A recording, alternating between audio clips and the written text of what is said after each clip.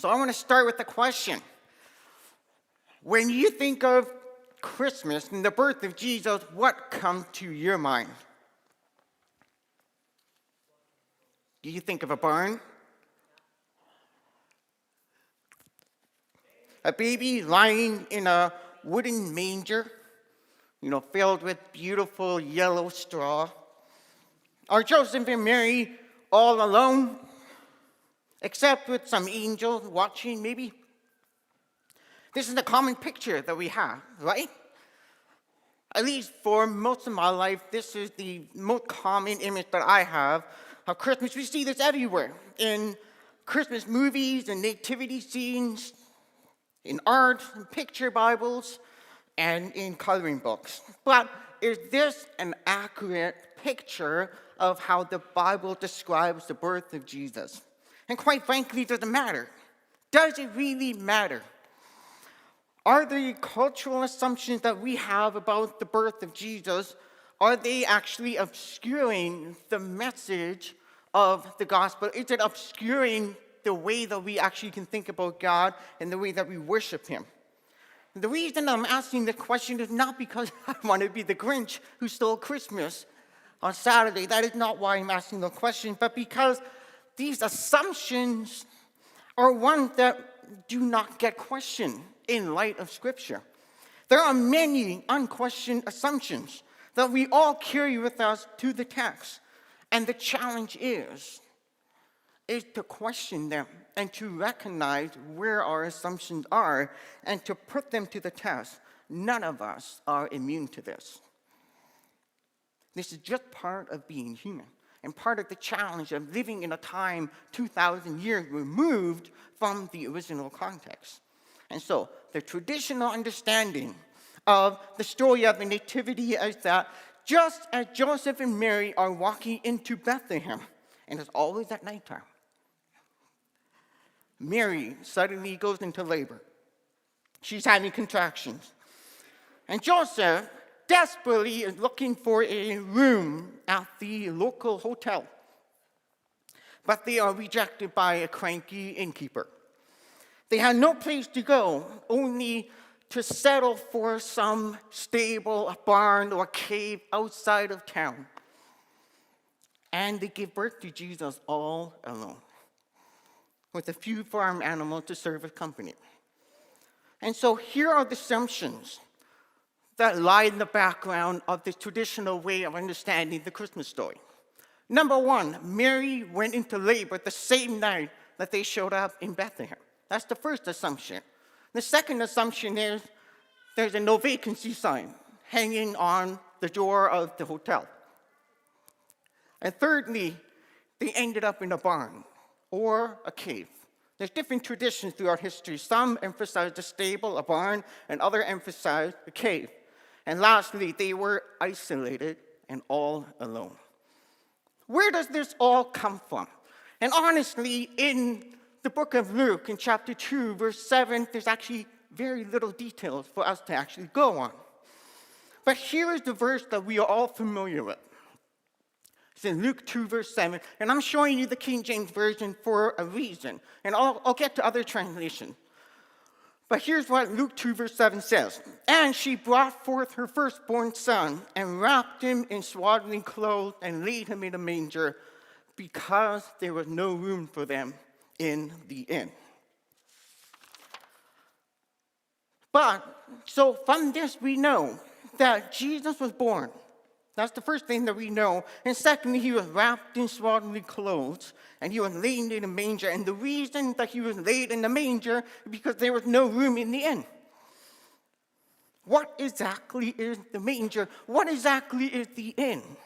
So little is given to us in the text, but we have so many assumptions that we put onto the text that the text actually cannot bear. It can't bear the weight of it. And so tonight we're going to start pulling at these threads.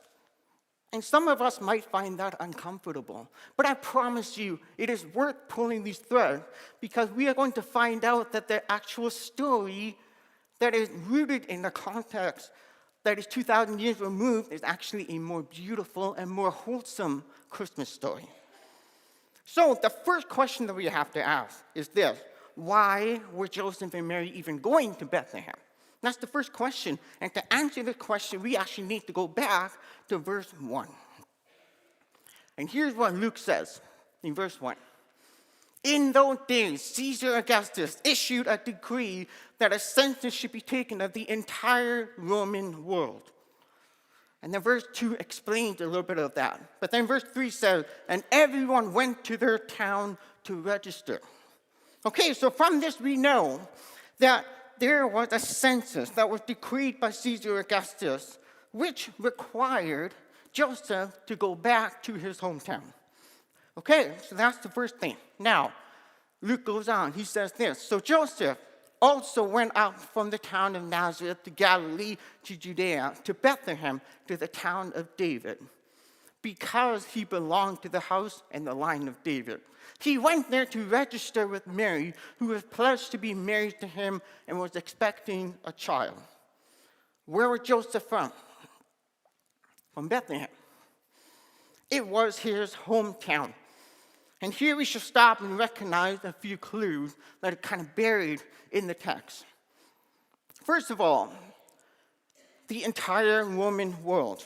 Caesar Augustus issued a decree that a census should be taken of the entire Roman world. So, Joseph is not the only one going back to his hometown, right? Everyone in the Roman world is going back to their hometown. This means that Bethlehem is going to be busier than usual, right? As would be the case for every other village in the Roman world.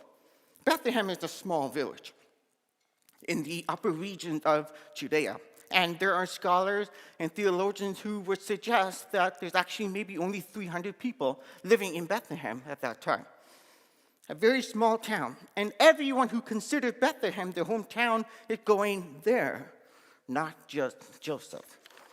And secondly, we have to remember that Joseph belonged to the house and the lineage of David. This was his ancestral home.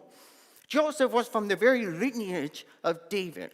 This is where his family and his relatives and his extended family is from.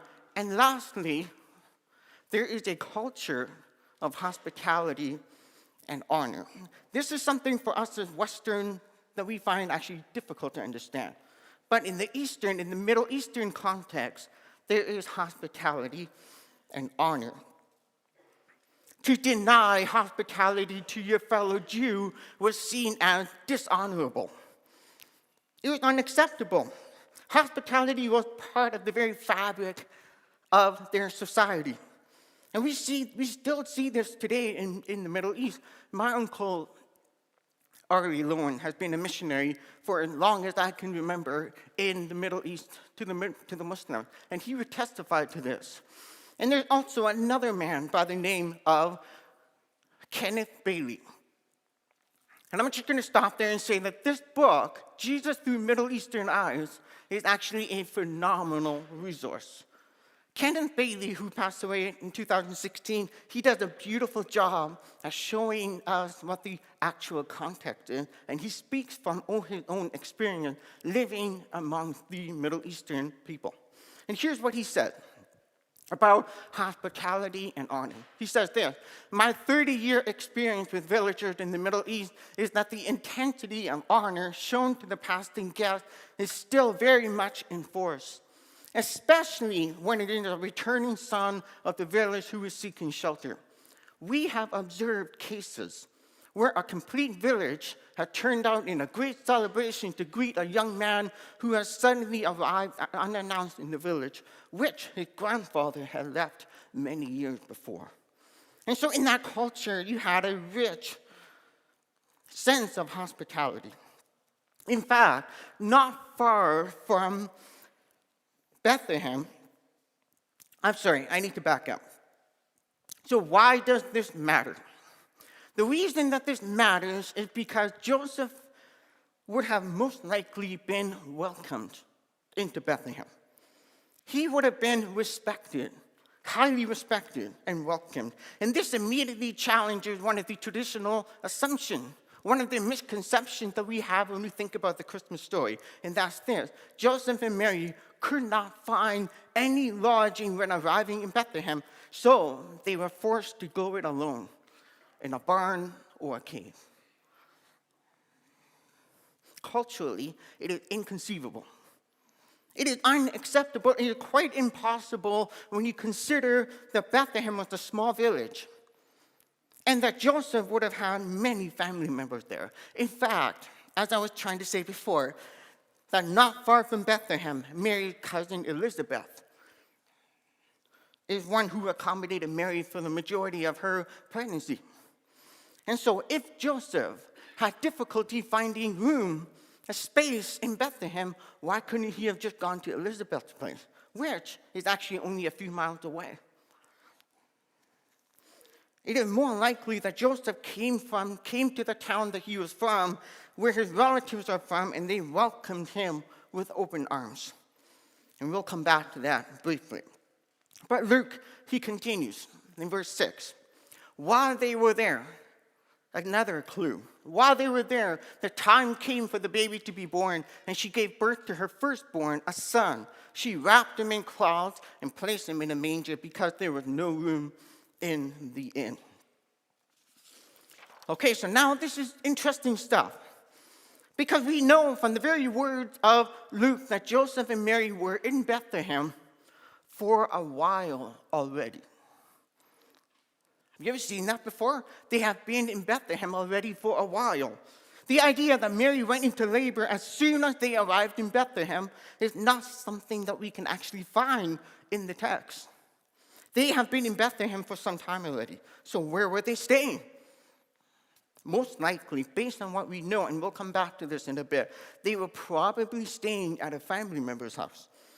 All right, so now we can actually start asking more questions. What is the inn? And why was there no room for Mary and Joseph there? First, let's talk about the word inn. What is the inn? The inn comes from the Greek word kataluma. Can you all say that back to me? Kataluma. Kataluma. All right, so the word kataluma is not a helpful word at all. I mean, the word inn, from where we get the word kataluma. Because we as Western immediately think of a hotel when we see the word inn. You don't like the Holiday Inn or even Days Inn here in Steinbach. The Greek word that is translated as inn is kataluma, and it shows up 3 times in the New Testament, 2 times in Luke and once in Mark. The word kataluma means a place of rest or a guest room. Now, the other time that it shows up in Luke is actually in the context of the Passover meal, where Jesus sends his disciples to find a place for them to eat the Passover meal.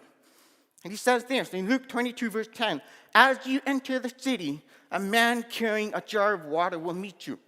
Follow him to the house that he entered and say to the owner of the house, 'My teacher asked, where is the guest room? Where is the kataluma, where I may eat the Passover with my disciple?'"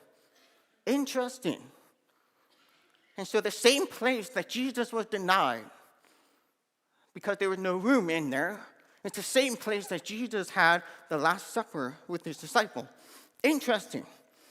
Now here's the thing. There is another word in the New Testament that is translated as the inn, and that is pandokion. Did you say that? Pandokion. Pandokion. So it shows up only once. And this word actually means a commercial inn. Remember the parable that Jesus told of the Good Samaritan. And you know how the Good Samaritan, he took care of the wounded man. And where did he take that man? It says there, he went to him and bound up his wound, pouring on oil and wine, and then he set him on his own animal and brought him to an inn, a pandokion, a commercial inn, and took care of him.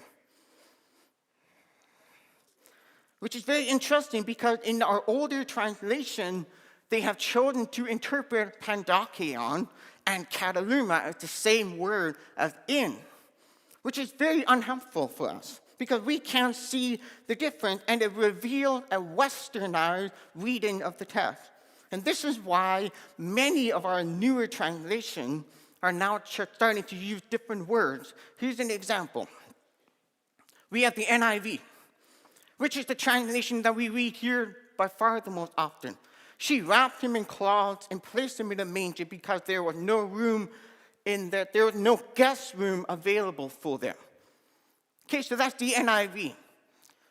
Here's another translation, this Common English Bible, which is another favorite translation of mine. She gave birth to her firstborn child, a son, wrapped him in snugly, and laid him in a manger because there was no place for them in the guest room. There's a slight difference between the NIV and the Common English Bible. But the idea that Luke is trying to convey is that there was not enough room for Mary and Joseph in the guest room. What Luke is not saying is that there was no room available to them within a hotel. A subtle difference, but a difference with a huge implication. So what sort of guest room are we talking about? And that remains the mystery. But there's actually some cultural and other layers that we can unwrap from the text to really help us understand what the guest room is. Remember that the census Caesar Augustus issued. And remember that everyone in the Roman world was expected to go back to their hometown. Naturally then, Bethlehem was busier than usual at that time. And so the question is, where did all the visitors stay? Surely it was a hotel, because that's where our mind goes.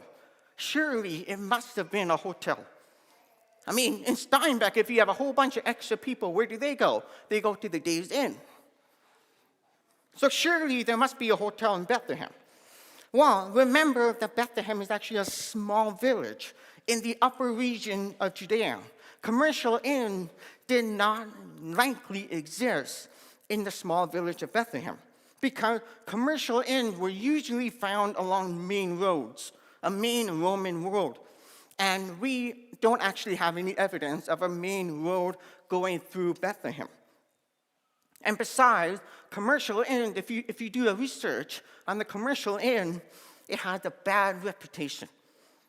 A bad reputation. And it would have not have been very appropriate for a young mom like Mary, a young, vulnerable mom, to give birth in a commercial inn along a main road in the Roman Empire.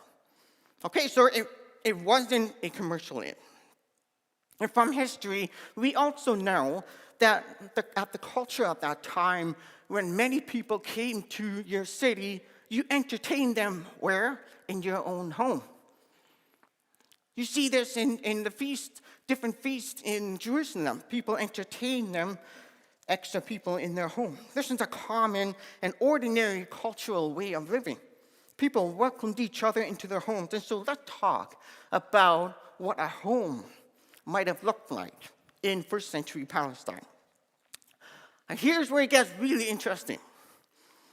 So this here is a simple first century Palestine home. This top picture is the view from on top, and the bottom picture is the view from the side. Now, this is a simple Palestinian home, a two-bedroom house. And you have the guest room that is attached in the back of the house.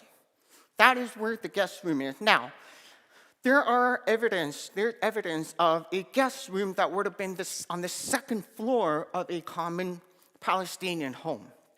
But for the sake of our conversation and the context of Jesus' birth, it is more likely that a two-story home wouldn't have been in Bethlehem, a small village. And actually, if you look back in Luke 22 with the Passover supper, there's actually a direct reference to the upper room, the upstairs, where the Kataluma was. And this is most likely the type of building that Jesus would have been in for the Passover supper with his disciples. But here, this is more likely what would have been in Bethlehem. And Kenneth Bailey, who I referenced earlier, he has seen evidence of this.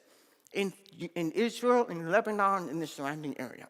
So we have the guest room attached in the back. And then we have the main room. And in the main room is where people did life. They cooked, they ate together, they lived together, and they slept together in the main room, in the family room. And then attached in the family room, still as part of a room, you had the stable. And the stable usually, it could have been on the same level, or it could have been dropped down a bit lower, as this image shows. And in this area is where the people would have brought their animals, brought them in for the night. Because animals, you have your family cow, you had your donkey, and a couple of sheep. These animals you brought in for the night to serve as a heat source, a natural heat source, and also to take them away from possible robbers at night. And then you had the mangers. Now this is interesting because the mangers were actually cut into the ground. They were like little bowls cut into the ground. And they were in the lower part of the main room. And so this main room, you would have a natural slope down to the manger, which helped, for cleaning the house. Or water would run down and end up in the manger. And then you would have what separated the stable from the main room. You would have big timbers that they were built. And you can imagine these animals in the stable putting their heads through to eat from the manger. Very similar as what you would see in some barns today, but it was now all under one roof. So this is very, very interesting stuff. And like the word inn, the word manger is unhelpful for us as Westerners. It remained true that mangers were feeding troughs for the animals, but because we don't have these barn houses anymore, we quickly think of a separate building detached from the house, usually some distance away. So when we think of a manger, we instantly think of a nativity as separate. We think of something that is far away from the house. Just think of it. It's not that long ago with the early Mennonites, many of our heritage, and how they lived in a farmhouse, a barn house. Remember the one building at the Mennonite Heritage Museum? We all know this one. That's actually not that long ago, when you had the farmhouse together, all in one building.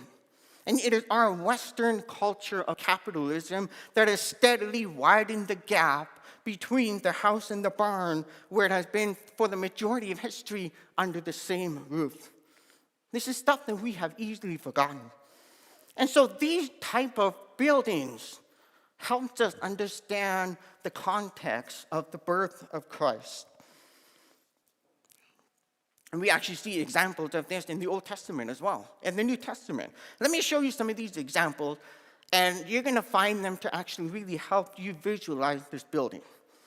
The first example is in 1 Samuel 28, and this is the story of the witch of Endor.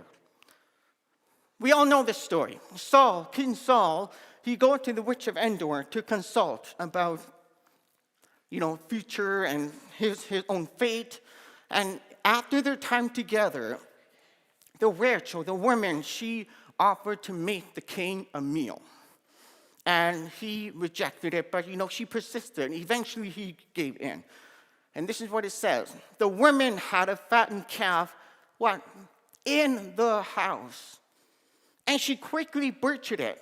She took flour, kneaded it, and baked unleavened bread. She served this to Saul and the servants, and they ate. They got up and they left that very night. So we don't get the sense that she went outside the building to fetch the calf. We don't get that sense, like she went out into the pasture or to a corral somewhere and grabbed a calf and butchered it. It was in the house, in the stable. Very interesting. Now, here's the next story. It comes from Judges. Judges 11, and this is a story that we would consider as a very disturbing story. But it's a story about a man named Jephthah. So Jephthah, he is on his way to war against the Ammonites. And on his way, he is praying. And he makes a vow to the Lord, and this is what he says. If you will decisively hand over the Ammonites to me, then whatever comes out the doors of my house to meet me when I return victorious from the Ammonites will be given over to the Lord. I will sacrifice it as an entirely burnt offering. And we know what happens. They win the battle. He comes home, and what's the first thing that you see coming out of his house? His one and only daughter. And the text, he just makes the story horrible, but the text talks about her running to him, dancing and singing because she's celebrating the victory. And he is in agony, and he is horrified because he now has to keep his end of the bargain. The horrific story only makes sense when you consider the way that these ancient homes were designed. The story is so tragic because he expected one of his animals to come out. He expected one of the animals to come out of his stable, not his daughter. For us as Westerners, we read the story with our lenses and we think, why on earth would this man want to sacrifice one of his own family members? We think this is barbaric. But we only think that because we don't have family, we don't have animals in our house. We have them in a separate building.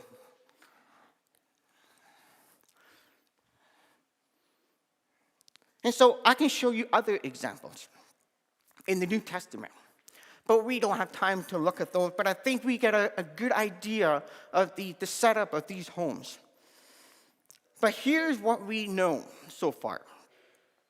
This is what we know so far. We know that Joseph and Mary arrive in Bethlehem and are welcomed into a family home. Okay, that's number one. Number two, Joseph did not have to look for a room in a hotel, and there was no innkeeper to reject him.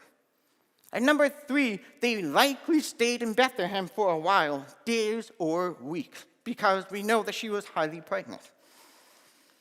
Now, when it comes to the guest room, there are the guest room for when Jesus is going to be born. There's different ways to understand this. First of all, the guest room was already full of guests, so they stayed in the family room. Remember, we talked about how Bethlehem is fuller than usual, and so there's too many people in the guest room of whichever house they're at, and so they stayed in the family room. That's one way of reading it. The second way is there was not enough room in the guest room for the birthing process. And so they had to move out of the guest room into the family room in order to give birth to baby Jesus. Both of these are plausible. However, I think, this is my personal opinion, but I think that this one makes the most sense, the second one. Childbirth in that culture was seen as a major event. And it would be inconceivable for a mother to give birth all alone, especially a young mother like Mary. In a hospitable culture where honor was upheld, neighboring women would most likely come to the aid of a mother in labor. Kenneth Bailey, again, he says this: in the case of a birth, the men will sit apart with the neighbors, but the room would be full of women assisting the midwife. A private home would have bedding, facilities for heating, water, and all that is required for any peasant birth. It would be uncharacteristic of anyone in that culture to deny Joseph and Mary lodging space in their own home and to send them out on their own to give birth in a barn all alone. From what we know of that culture in that time, it is simply unacceptable. In fact, I think that this assumption reveals a male-dominated reading of the text. Just the other day, I was talking with Diane about this, my wife Diane. And, I was just telling her about different things I wanted to say in my sermon. And to this point, she said, Chris, I've never thought that Mary gave birth to Jesus all alone. I've never thought that. That doesn't make sense. Surely she would have had other women or midwives there to help her. But for us men who read the text, that's a blind spot. We don't see these things. And sometimes we leave the interpretation process to the men, and the women are not allowed to do that, but then in doing so, we actually gloss over the text. And we miss out beautiful truth like this. The thing is, the circumstances of Jesus' birth were all extremely ordinary. The birthing process and everything that was involved in that is extremely ordinary. In fact, there is nothing unusual about Jesus being wrapped in swaddling cloths and laid into a manger. It is quite likely that that was normal. None of this diminishes the Christmas story. It actually beautifies it. It enriches it. Jesus was born in plain view of all. He was conceived through the Holy Spirit, but he was born like the rest of us. And this is important because the first people to hear about the birth of Jesus were a group of shepherds. And we see in the next few verses, in verse 8, when an angel of the Lord appeared before the shepherds, he said, "Do not be afraid. I bring you good news that will cause great joy for all the people. Today in the town of David, a Savior has been born. He is the Messiah, the Lord. This will be a sign to you. You will find the baby wrapped in cloths and lying in a manger." This is key because the shepherds were near the bottom rung of society and considered unclean by some of their own rabbis. They wouldn't have felt that they would have been received well in visiting a king. But the angel gave them a sign that they would find him in a manger. In other words, he is not to be found in an emperor's palace somewhere. He is not to be found in a rich merchant's guest room. He is to be found in the very same kind of home as theirs. Obviously, it wouldn't take them very long to find the Holy Family in a simple peasant home and not in a dirty barn outside of the village. And for the sake of that assumption, even if the shepherds would have found Joseph and Mary all alone in the barn somewhere, Kenneth Bailey, he says this, they would have said, "Guys, what are you doing here?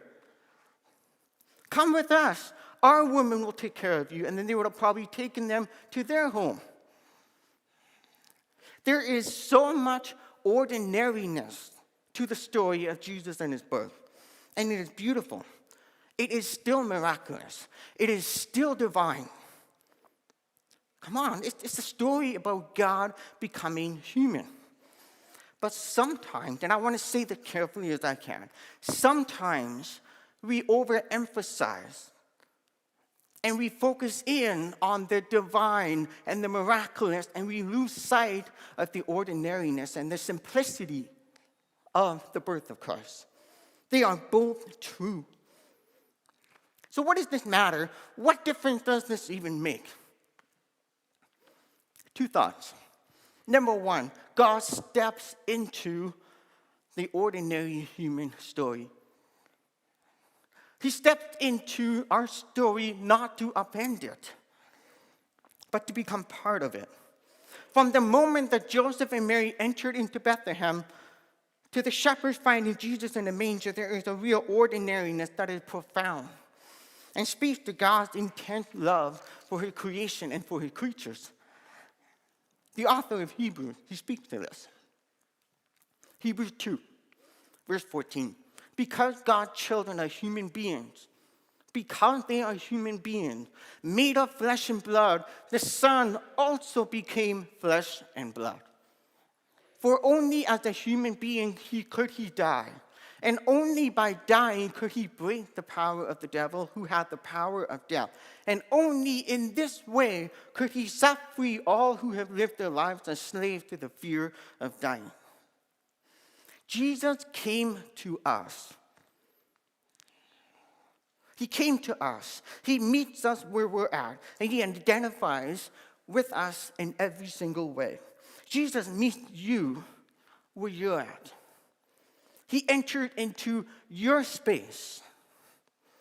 He entered into your life and into your mess. He was not isolated from humanity where we now have to go find him. He came to us. We did not enter into God's story. God entered into our story. And he made our story his own story. And by doing that, we become part of God's story. And all of this heightens in point number 2. God is intentionally approachable and relational in and through Jesus. He's intensely approachable. And because he has come to us and embraced us in every way imaginable, now we have the full freedom and confidence to go to Jesus. And Hebrews mentions this as well. And a couple of chapters later, he says this: we do not have a high priest who is unable to sympathize with our weaknesses. And in fact, if he was born outside all alone, he wouldn't have been able to sympathize. To a point. But we have one who has been tempted in every way, just as we are, yet was without sin. Let us then approach the throne of grace with confidence, so that we may receive mercy and find grace to help us in our time of need. Because we have a high priest who can sympathize with us, because we have a high priest who is human, just like we are, because we have a high priest who has been tested in the same way that we have, we can now approach him, the throne of grace, with full confidence.